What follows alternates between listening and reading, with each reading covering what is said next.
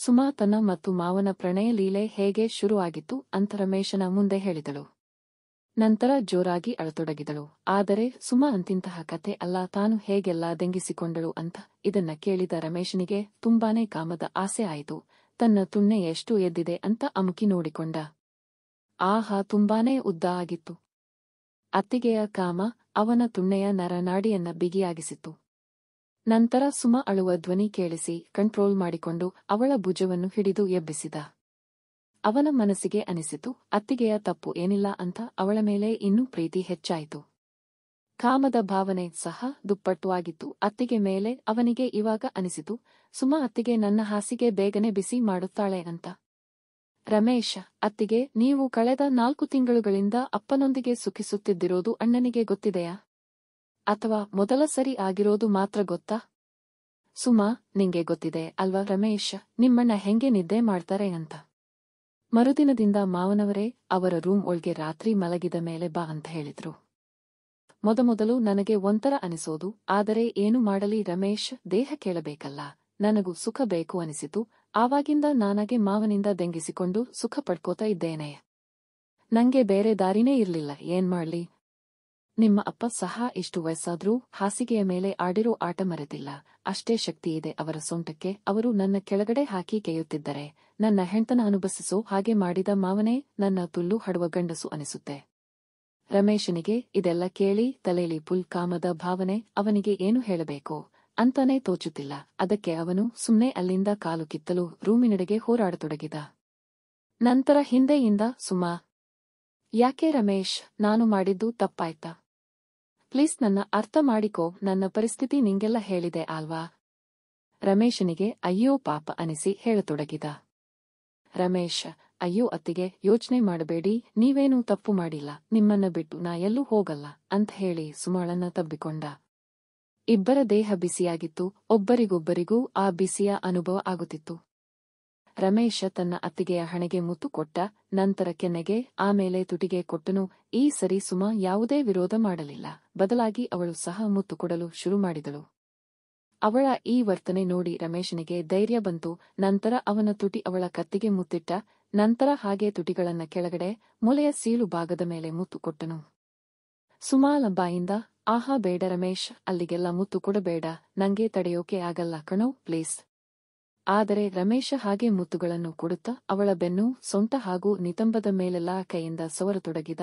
ತನ್ನ ಯೌವನ ತುಂಬಿದ ಅತ್ತಿಗೆಯನ್ನ ಅತಿ ಪ್ರೀತಿಯಿಂದ ಮುದ್ದಾಡ್ತಿದ್ದ.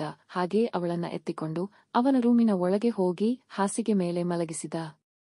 ಸುಮಾಳ ಉಸಿರು ಜೋರಾಗತೊಡಗಿತು. ಅವಳ ಮೊಲೆ ನೋಡಿದ್ರೆ ಅರ್ಥ ಆಗ್ತಿತ್ತು. ಎಷ್ಟು ಜೋರಾಗಿ ಉಸಿರಾಡ್ತಾ ಮೊಲೆ ಮೇಲೆ ಕೆಳಗೆ ಆಗ್ತಿತ್ತು. ಸುಮಾ, ಬೇಡ ರಮೇಶ್, ಇದು ತಪ್ಪಾಗುತ್ತೆ, ಬೇಡ ಅಂತ ಜೋರಾಗಿ ಹೇಳುತ್ತಾ ಮಲಗಿದಳು. ಎದ್ದು ಬಾಗಿಲನ್ನು ತೆರೆಯುತ್ತಿದ್ದಳು. ರಮೇಶ ತನ್ನೆರಡು ಕೈಯನ್ನು ತನ್ನ ಕೆನ್ನೆಯ ಮೇಲೆ ಇಟ್ಟು ಅತ್ತಿಗೆಯ ನಿತಂಬದ ಏರಿಳಿತವನ್ನು ನೋಡುತ್ತಾ ನಸುನಗತೊಡಗಿದ. ಸುಮಾ ಬಾಗಿಲು ತೆರೆದು ಹೊರಟು ಹೋದಳು. ಆದರೆ ಇವನ ತುಣ್ಣೆ ಮಾತ್ರ ನಿಗುರೋದನ್ನ ಕಮ್ಮಿ ಮಾಡ್ಲಿಲ್ಲ. ಅರ್ಧ ಗಂಟೆ ನಂತರ ಅತ್ತಿಗೆನ ಹುಡುಕುತ್ತಾ ಅಡಿಗೆ ಮನೆಯಲ್ಲಿ ಬಂದ. ಅತ್ತಿಗೆ ಅಡಿಗೆ ಮನೆಯಲ್ಲಿ ಪಾತ್ರೆ ತೊಳೀತಾ ಇದ್ಲು. ಗುಲಾಬಿ ಬಣ್ಣದ ಸೀರೆ, ಡಿಪ್ ಆಗಿರೋ ಗುಲಾಬಿ ಬ್ಲೌಸ್, ತನ್ನ ಸೊಂಟ ಕಾಣೋ ಹಾಗೆ ಉಟ್ಟಿರೋ ಸೀರೆಯ ಸೆರಗು. ನೋಡಿದ ತಕ್ಷಣ ರಮೇಶನ ತುಣ್ಣೆ ಅತ್ತಿಗೆಗೆ ಸಲಾಂ ಹೊಡೆಯಿತು. ನಿಧಾನವಾಗಿ ಬರೋ ಗಾಳಿಗೆ ಸೀರೆ ಸೊಂಟದಿಂದ ಸರಿದು ಅವಳ ಆಳವಾದ ಹೊಕ್ಕಳು ಕಾಣಿಸುತ್ತಿತ್ತು. ಹೋಗಿ ಇವಾಗ್ಲೇ ಅವಳ ಸೊಂಟ ಹಿಡಿದು ಅಪ್ಪಿಕೊಳ್ಳು ಆಸೆ ಅವನಿಗೆ. ಅಷ್ಟರಲ್ಲೇ ಅವಳು ತಿರುಗಿ ನೋಡಿದಳು. ನಗುತ್ತಾ ಕುತ್ಕೋ ಅಂತ ಹೇಳಿದ್ಲು. ಮುಂಚೆ ಇದ್ದ ವಾತಾವರಣ ಇವಾಗಿರಲಿಲ್ಲ. ಇಬ್ಬರೂ ತುಂಬಾ ಹೊತ್ತು ಮಾತಾಡಿರು. ಹಾಗೆ ಮಾತಾಡುತ್ತಾ, ಎಷ್ಟು ಸರಿ ನಮ್ಮಪ್ಪನ ಜೊತೆ ಹೊಲಕ್ಕೆ ಹೋದ್ಯಾ? ಸುಮಾ, 5 ಸರಿ ಹೋಗಿದ್ವಿ ರಮೇಶ್. ಓ ಹೌದಾ, ಹೊಲಕ್ಕೆ ಹೋದಾಗೂ ಸೆಕ್ಸ್ ಮಾಡ್ತಿದ್ರಾ?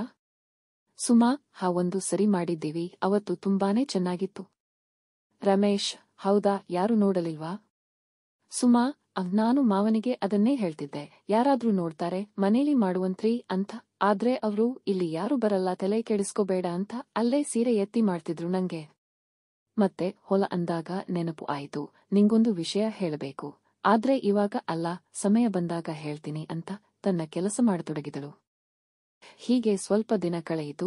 ಒಂದು ದಿನ ರಮೇಶನು ಹೊಲಕ್ಕೆ ಬೇಕಾಗೋ ಕೆಮಿಕಲ್ಸ್ ತರಲು ಪೇಟೆ ಕಡೆ ಹೋಗಿದ್ದನು. ಇಡೀ ದಿನ ಪೇಟೆಯಲ್ಲಿ ಅಡ್ಡಾಡಿ ಎಲ್ಲ ತಗೊಂಡು ಮನೆ ಕಡೆ ಸಂಜೆ ಹೊರಟನು. ಮನೆ ಹತ್ತಿರ ಬರ್ತಿದ್ದ ಹಾಗೆ ರಮೇಶನ ಚಿಕ್ಕಪ್ಪ ಮನೆಯ ಬಾಗಿಲಿನಿಂದ ಆಚೆ ಬರ್ತಿದ್ದನು. ಏನ್ ಕಾಕಾ ನೀವಿಲ್ಲಿ? ಏನಿಲ್ಲ ರಮೇಶ, ಅಪ್ಪನಿಂಗೆ ನಮ್ ಹೊಲದು ಕಾಗದ ಪತ್ರ ಕೊಡೋಕೆ ಬಂದಿದ್ದೆ. ಮತ್ತೆ ನೀ ಆರಾಮ? ಹಾ ಕಾಕಾ ಆರಾಮ್. ಸರಿ ನಾ ಬರ್ತೀನಪ್ಪ. ಸರಿ ಕಾಕಾ. ಮನೆ ಒಳಗಡೆ ಹೋಗುತ್ತಿದ್ದ ಹಾಗೆ ಅತ್ತಿಗೆ ನಗುತ್ತ, ರಮೇಶ್ ಲೇಟ್ ಆಯ್ತು ಯಾಕೆ? ಸುಸ್ತಾಗಿದ್ಯಾ? ಏನಾದ್ರೂ ಮಾಡಿಕೊಡ್ಲಾ? ಏನು ಬೇಡ ಅತ್ತಿಗೆ ಅಂದ ಹಾಗೆ ಕಾಕಾ ಯಾಕ್ ಬಂದಿದ್ರು? ಅದೇನೋ ಅಪ್ಪನ್ನ ನೋಡ್ಬೇಕು ಅಂತ ಬಂದಿದ್ರು. ರಮೇಶನಿಗೆ ಅನುಮಾನ ಬಂತು. ಬರೀ ಅಪ್ಪನ್ನ ನೋಡೋಕೆ ಬಂದಿದ್ರಾ? ಅಥವಾ ಏನೋ ಕೊಡೋಕೆ ಬಂದಿದ್ರಾ? ಸುಮಾಳಿಗೆ ಸ್ವಲ್ಪ ಗಾಬರಿ ಆಯಿತು. ಗೊತ್ತಿಲ್ಲ, ಅಪ್ಪನ್ನ ನೋಡೋಕೆ ಅಂತಾನೆ ಹೇಳಿದ್ರು ನಂಗೆ. ನಾನು ಅವ್ರು ರಾತ್ರಿ ಆಗುತ್ತೆ ಬರೋಕೆ ಅಂತ ಹೇಳಿದೆ. ಅವ್ರು ಹೊರಟು ಹೋದರು. ರಮೇಶನಿಗೆ ಗೊತ್ತಾಯ್ತು, ಒಂದು ಅತ್ತಿಗೆ ಸುಳ್ಳು ಹೇಳ್ತಿದ್ದಾರೆ. ಇಲ್ಲ ಕಾಕಾ ಸುಳ್ಳು ಹೇಳ್ತಿದ್ದಾರೆ. ಅತ್ತಿಗೆ, ನನ್ನಿಂದ ಏನೋ ಮುಚ್ಚಿಡ್ತಿದ್ದೀರಾ ನೀವು? ಗೇಟ್ ಅಲ್ಲಿ ಕಾಕಾ ನಂಗೆ ಕಾಗದ ಪತ್ರ ಕೊಡೋಕೆ ಬಂದಿದ್ದೆ ಅಂತ ಹೇಳಿದ್ರು. ನೀನು ನೋಡಿದ್ರೆ ಅಪ್ಪನ್ನ ಅಷ್ಟೇ ನೋಡೋಕೆ ಬಂದಿದ್ದಾರೆ ಅಂತಿದೀಯಾ? ಇದ್ರಲ್ಲಿ ಯಾವುದು ಸರಿ ಅಂತ ಜೋರಾಗಿ ಕಿರುಚಿ ಕೇಳಿದ. ಸುಮಾಳಿಗೆ ತುಂಬಾ ಗಾಬರಿ ಆಗಿ ನಿಂತು ಬಿಟ್ಟಳು. ಭಯದಿಂದ ಕಣ್ಣಾಲಿಗೆ ಆಚೆ ಬಂದಿತ್ತು. ರಮೇಶ ಅತ್ತಿಗೆ ಹತ್ತಿರ ಹೋಗ್ತಾ ಅವಳ ಕಣ್ಣಿನ ನೀರು ನೋಡ್ತಾ, ಅತ್ತಿಗೆ ಏನಿದು? ಹೇಗೆ ಇದು? ಕಾಕನು ನಿನ್ ಜೊತೆ? ಅಪ್ಪ ದೇವ್ರೆ, ಹೆಂಗೆ? ಎಲ್ಲಿ? ಯಾವಾಗಿಂದ? ಏನಿದು ಅತ್ತಿಗೆ? ಈ ಮನೇಲಿ ಇನ್ನು ಏನೇನು ನಡೀತಿದೆ? ಆಹಾ! ಕಾಕನು ನಿಂಗೆ ಕೆಯ್ಯೋಕೆ ಬಂದಿದ್ರಾ? ನೀನು ಕೇಯಿಸ್ಕೊಂಡ್ಯಾ? ಹೇಳು ಅಂತ ತುಂಬಾ ಸಿಟ್ಟಿಂದ ಎಗರಾಡಿದ.